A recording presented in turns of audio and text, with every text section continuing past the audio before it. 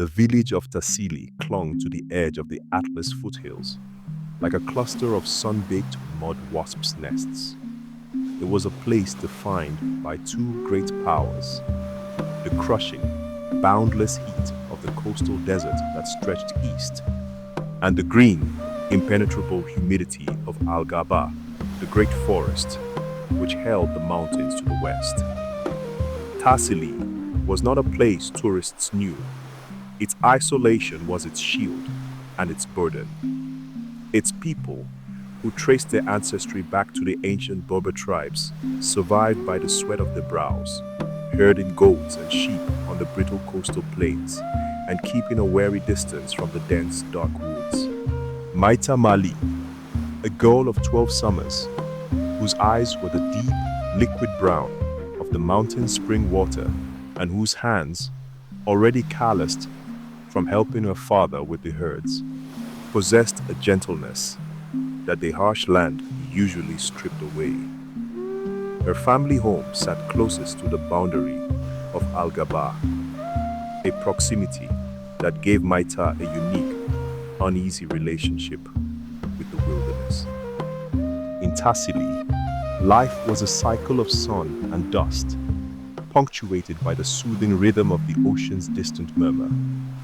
But when the sun dropped behind the jagged mountain peaks and the coastal fog rolled in like a cool, damp shroud, the world shrank. Fires were banked, lamps were extinguished to save precious oil, and the sounds of human life retreated into the hushed interiors of the adobe homes. It was then that the other world, the world of the unseen, the mysterious, and the terrifying, began its vigil. For generations, the elders had warned the children about the darkness. Not just the darkness of the night, but the darkness that lived within Al-Ghaba, where the air was thick with ancient, forgotten spirits. They spoke of the jinn, beings of smokeless fire who haunted the rocky outcrops, and the Tapula, a vengeful, evil, soulless beast that wept for its earthly life, lost long ago. It was the Tapula that Maita began to hear shortly after her 12th birthday. The first time she heard it, the village had been silent, save for the crackle of the hearth fire, where her grandmother, Nana Zora, sat sorting dried figs. Maita lay on her thin mat, struggling to sleep despite the weariness in her limbs. The sound began as a low, almost subsonic vibration, felt more than heard, like a deep, single cello string being bowed in the heart of the earth. Then, it gained altitude, a note of pure, agonizing sorrow. It was not a human cry. It lacked the sharp, frantic edge of panic or pain. It was a measured, endless, profound lament. It was the sound of something utterly broken, yet still breathing. Maita sat bolt upright, her heart hammering against her ribs like a trapped bird. Nana. Nana Zora, known for her preternatural calm, paused, her ancient fingers freezing mid-sort, her head tilted toward the locked door, toward the overwhelming blackness of the woods. The wind, Sawyer. Her voice was too quick, too loud. It is the sound of the Shamal wind, catching the old rock face above the valley. But Maita knew the wind. The Shamal wind was a dry, rasping whisper, a sound of movement and travel. This sound was static, rooted, and steeped in wet, heavy grief. It was the sound of waiting. The cry rose again, closer this time. It was a long, sustained note that ended, not in a gasp, but a low, throaty keening, a rhythmic, almost mechanical repetition of sorrow. It sounded like the world itself, weeping through a throat of rough stone. Maita pressed her hands over her ears, but the sound seemed to vibrate in the bones of her skull. It lasted for what felt like an hour, then abruptly ceased, leaving behind a silence so absolute, so heavy, that it felt like an entity had physically blocked out all other noise. The next morning, the village was unusually quiet. The men muttered over their thick coffee. They spoke not of the weather or the herds, but of the jinn's lament. It is the spirit of the lost, declared Idris, the eldest goatherd, his face etched with desert wisdom and mountain fear. The Tapula has woken. It is demanding a debt from the land. Maita listened, skeptical, yet deeply afraid. The village was pragmatic. They feared things that bit, things that starved, and things that stole. This non-human sound of sorrow was a terror they couldn't place, and therefore it became supernatural. The lament returned every night, typically between midnight and the first, pale grey breath of dawn. It began to drive Maita, and indeed the entire village, to distraction. Sleep became a luxury. The children huddled together, whispering stories of the Tapula, how it was the ghost of a giant snake, cursed to mourn the loss of its skin, or the spirit of the desert fox that died of thirst, always crying for the water it could never drink. But Maita, driven by a mixture of fear and the fierce curiosity that defined her, refused to stay inside. Her father, Taliek, needed her help tending the newborns, and the best time to check the perimeter fence was just after the moon had set, when the air was coldest and most still. This necessity forced her to confront the forest at its darkest hour, and it was then that she began to notice the other strange things, the things that defied explanation. She was walking along the fence line one night, her hand trailing over the rough wood, when she heard a rustling, not of leaves, but of something heavier, like dry animal hide dragging over stones. It was right on the other side of the boundary. She froze, holding her breath. The lament had just ended, leaving the familiar, suffocating silence. The rustling stopped the instant she stopped. She waited, counted to 20 in her head, and then took a single, slow step. Scrape, scrape. The sound matched her movement, only it was coming from a different direction than her feet. It was close, low to the ground. She knew this was not the sound of a startled deer or a burrowing creature. It was the sound of something tracking her. She raised her oil lamp, but the frail glow barely pierced the thicket. For a flickering fraction of a second, at the extreme edge of her vision, she thought she saw a black shape, a mass darker than the night itself, solid and immense, moving swiftly behind the curtain of black pine needles. When she whipped her head around to look directly, the shape was gone. Had she moved too quickly, she stood still, straining her eyes until they ached. The shape didn't return, but the feeling of being watched intensified, cold and prickly against her skin. Another night, a few paces further down the fence line, she heard something entirely different. It was a series of quick, dry clicks, like two small, smooth stones being tapped together. Click, click, click, click.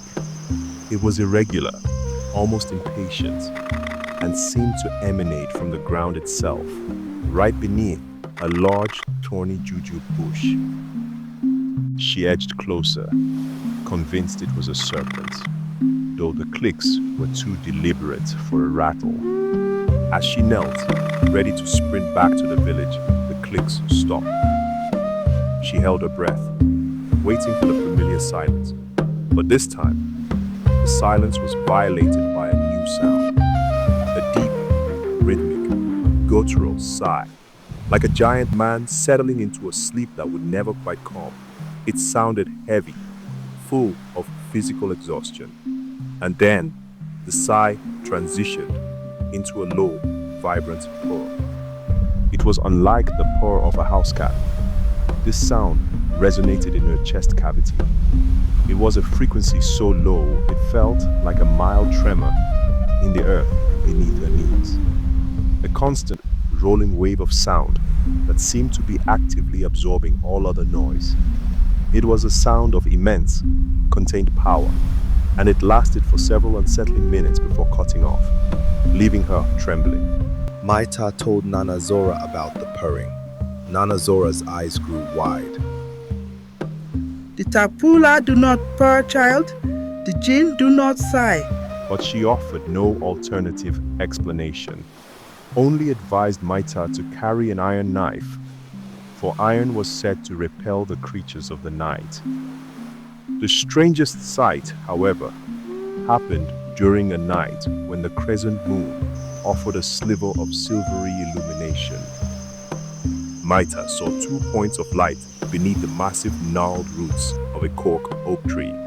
2 perfect, bright, glowing embers, separated by a distance that suggested a head larger than any dog or goat. The embers were fixed, unwavering, staring directly at her.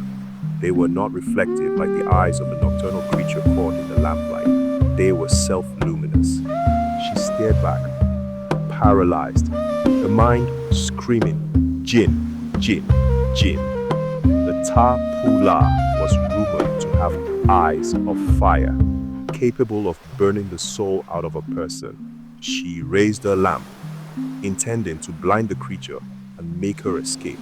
But before she could, the 2 embers simply vanished, not blinked away, but extinguished, as if an invisible hand had pinched out 2 tiny flames.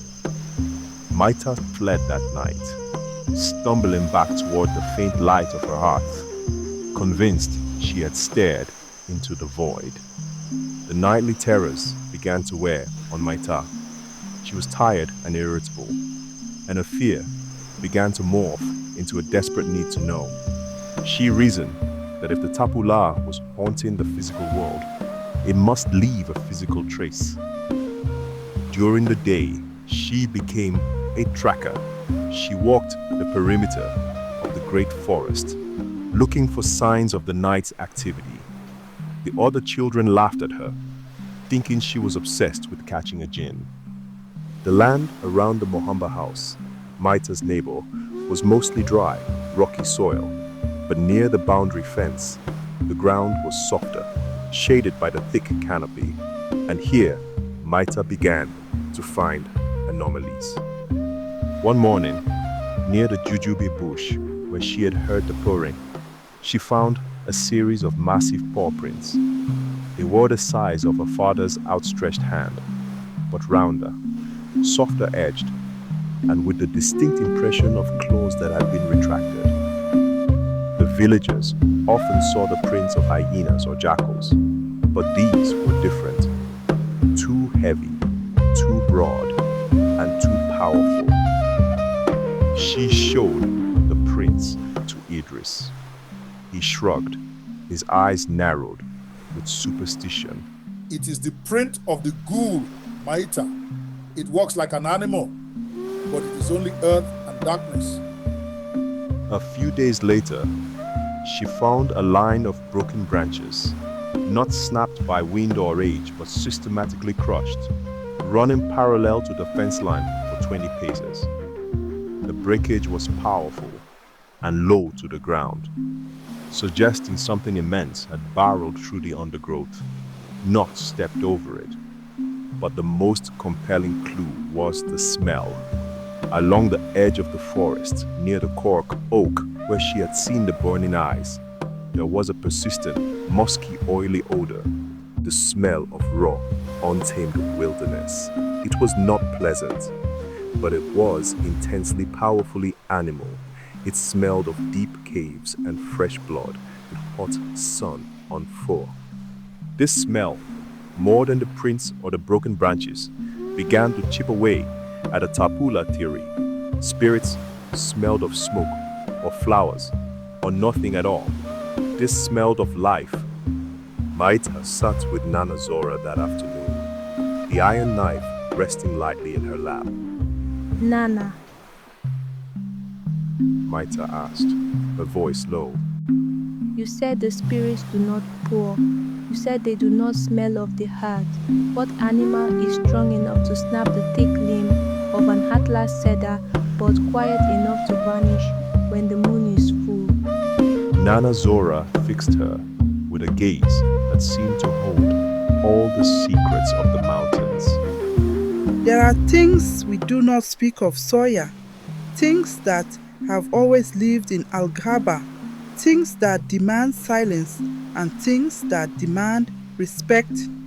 She sighed, a sound of heavy resignation. For 100 years, the people of Tassili have kept the rules. We do not enter the deep woods. We do not kill what does not threaten us. We trade with the land, our labor for its sustenance. When the rules are broken, the mountain demands payment. Maita pressed her. But what broke the rules? Nana Zora shook her head, running her fingers over the iron knife. Go to sleep, little warrior. Let the sun rise. The true crisis began 5 days later. The Mali family's livelihood, like most in Tassili, depended on the small herd of goats they kept. They were the key to cheese, milk, and trade. Maita's father, Talik, counted the herd before dawn. 7 were missing.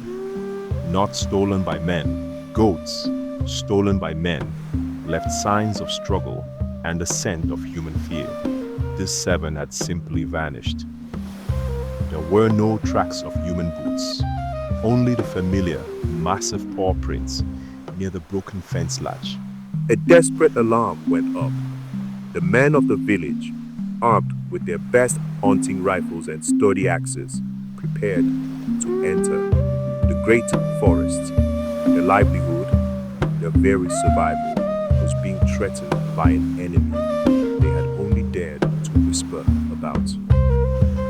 We go in 2 days, Talik declared, his voice tight with fear for his family and his herd. we track the beasts. We will drive them out or kill them. The needs of Tassili come first. That night, Maita couldn't sleep, not just because of the fear of what the men might find, but because the Tapula's lament was closer than ever. It was a raw, rattling shriek that was now accompanied by a frantic, tearing sound. The sound of claws scraping against the bark of a tree, or perhaps against the iron of the fence. Maita felt the urgency of the moment.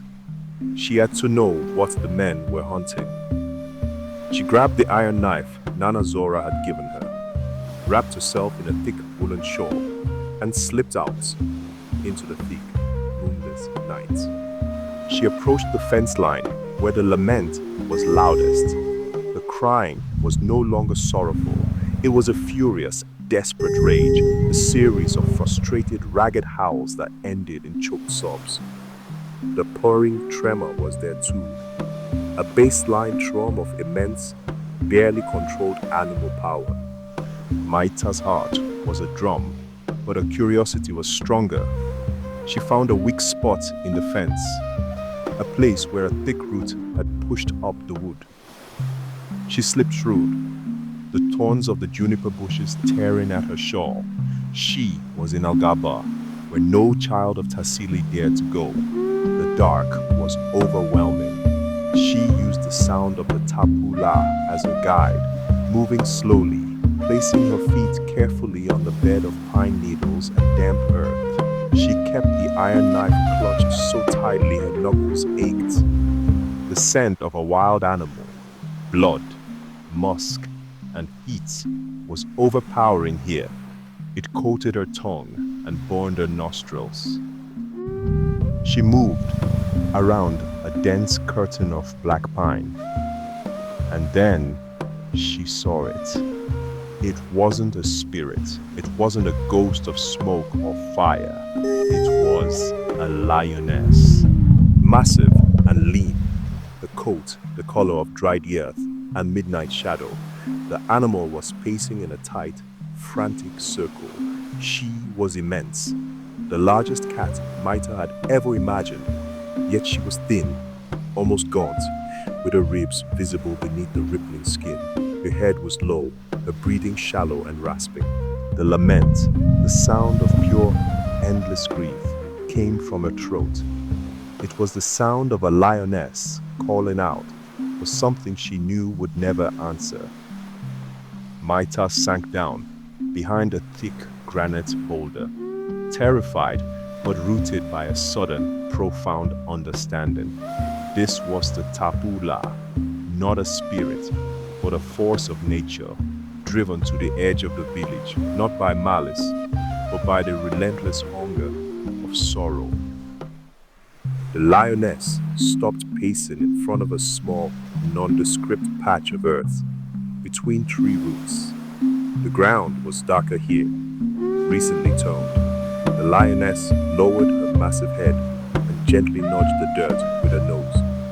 Then, she let out that mournful cry again, a sound so desolate it made Maita weep silently. The clicking Maita had heard was the sound of the lioness's massive claws scraping the stones in a frantic circular pacing. The black shape and the purring were her physical presence in the dark. Maita watched the lioness for what felt like an eternity. The magnificent broken creature standing vigil over the small patch of earth. Why here? Why this spot? Then Maita remembered. It was nearly a week before the Tapula had started crying. Maita's older cousin, Zaki, a young hunter known for his bravado, had returned from a night patrol with a strange story. The animals are too bold. Zaki had boasted to the young boys, gathering them around the well. They came too close to the nursery. We tracked them. Not the big beasts. We found their den. 3 small ones. We killed them before they could learn to hunt the village. We buried them deep, just across the Algaba line, where the roots are thick. The earth will soak up the scent, and the mother will not return. The nursery, 3 small ones, buried them deep, just across the Al-Gabar line, where the roots are thick. Maita's mind connected the memory to the scene before her with a speed that felt like a physical shock. The goat theft had been the final straw for the village elders. The 7 missing goats were not the only losses. The lions had been preying on the periphery for weeks.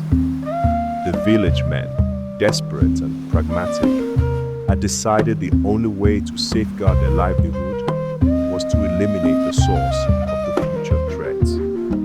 They hadn't wanted to confront the powerful adult lions, so they had tracked and killed the most vulnerable, the cubs.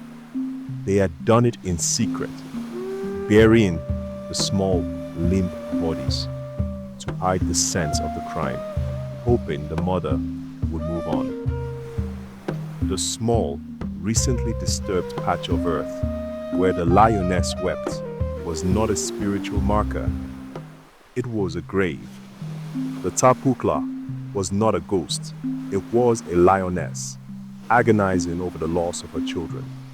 The deep, heavy lament was the universal cry of a mother's grief, translated through the terrifying power of a beast of prey. The relentless search, the scratching at the dirt, the frantic, exhausted circling. It was the lioness, trying desperately to retrieve the babies she could still smell beneath the earth, trapped by human necessity and cruelty. Maita stared at the creature, and her fear was suddenly replaced by a devastating, profound sadness. The village, in its pragmatic drive for survival, had committed an act that had summoned not a supernatural threat, but a primal, natural sorrow that had terrified them all. The ghost was the very real, very present grief of the wilderness. The lioness let out a final raw wail, scraped the dirt once more with a massive paw, and then, with a heavy, despairing sigh, melted back into the shadows of Al-Gaba. Maita remained frozen behind the rock until until the first faint pink light of dawn crept over the horizon. She crept back through the fence line and returned to her home. The men left that morning, a determined, grim procession of hunters heading into the mountains to find the beasts that had been stealing their herd. Maita watched them go, but she did not speak. She could not bring herself to shatter the village's comfortable superstition with the terrible, heavy truth. The lioness was still out there, and Maita knew with a certainty that chilled her more than the night air that the hunters would not find a beast driven by hunger or malice. They would find a beast driven by the relentless, consuming force of vengeance, and the truth that the village's hands were stained by the murder of the vulnerable was a secret only the young girl and the great grieving wilderness now shared. Maita looked at the iron knife in her hand. It would never protect her from the Tapula, because the Tapula was not the ghost they feared. It was the sorrow they had created. And sorrow, she knew, was the only spirit that never truly left the earth. The next night, Maita crept back out. She went to the grave and used the iron knife to dig up the corpse. Her heart was in the right place. She wanted the lioness to know peace. Once the corpse were dug up, she covered her nose, and with tears in her eyes, she turned to be face to face with the lioness. The lioness slowly sniffed Maita. The lioness looked down and saw her corpse covered with dirt and sadness. She cried a deep, sad moan. Maita wiped her eyes, but not because she was not afraid. She was sad for the lioness. She could feel her torment. One by one, the lioness would take a cub by its scruff and disappear into the woods. When the last cub was gone, Maita stabbed the iron knife into the dirt. She understood why the braves did what they did. But she also knew the lioness would never understand that. Leaves shuffled next to Maita, and she looks over to see the lioness come back through the woods. She sat in front of Maita and slowly rubbed her face against her. The spirit of Algaba is angry. What have you done, child? The braves had come over and seen the girl with the lion. Maita slowly stood as the lioness began to growl. I have done nothing. It was you and your braves that did this. Speak, child. The lioness had stopped growling and stood next to Maita. You caused this. You angered the Tapula. You took her children from her before they even had a chance. You took her heart. That wasn't right. Maita gently pats the top of the lioness's head. The angry Tapula is actually a sad mother. Maita nods as the lioness gets up and walks over to the Algaba's line. She watches as the lioness stops just before entering the Algaba and turns and looks back at her. The Tapula deserves to mourn just like us. Maita begins to walk back to her home, but turns back to the braves. You broke the rules. You entered the deep woods and you killed what did not threaten us. You created the Tapula. When you took her soul from her, I just gave it back. The braves watch Maita that walks back to her abode. They realized that there was a Tapula, but it wasn't the lioness. It was them. I hope you enjoyed Cries of the Tapula. Join us next time on Midnight Radio. Don't forget, the shadows hate the light. Boo! Gotcha!